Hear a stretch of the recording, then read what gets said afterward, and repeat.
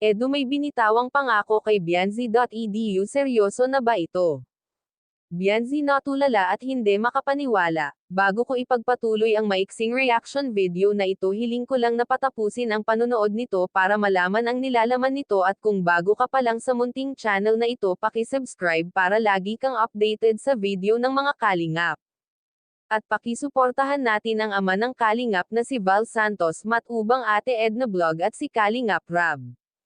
Isang mapagpalang araw sa inyong lahat mga kalingap, at shoutout nga pala sa patuloy na sumusuporta sa aking YouTube channel, lalong-lalo na sa mga viewers natin na walang sawang nanonood at sumusuporta. Salamat.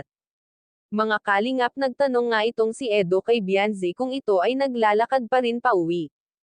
Dahil kung naglalakad pa rin daw ito sa kanyang pag-uwi, ay siya na lang daw ang magsusando dito. Ngiti lang ang sinasagot ni Bianzi at sinasabi niya kay Edo na huwag na daw at kaya naman niyang umuwi. Kaso lang delikado ang dinadaanan ni Bianzi, walang kabahayan at puro kadamuhan ang makikita mo. May mangilan nila na dumadaan ang motor, kaya medyo nakakatakot talaga, maaari siyang aabangan pag dumaan siya at wala ngang kabahayan. Kung maaalala nga natin ang nangyari noon kay Bianzi na pinasok ito ng lalaki sa CR habang naliligo. Kaya ito ang inaaalala ni Edo kay Bianzi. Kaso ayaw ni Bianzi na sunduin pa siya ni Edo dahil masyado nang makakaabala, at isa pa malayo si Edo sa lugar nila para pumunta lang sa kanila para sunduin siya sa paaralan. Kaya sinabi ni Bianzi kay Edo na huwag na, masyado na daw nakakahiya, at isa pa sanay na daw siya maglakad.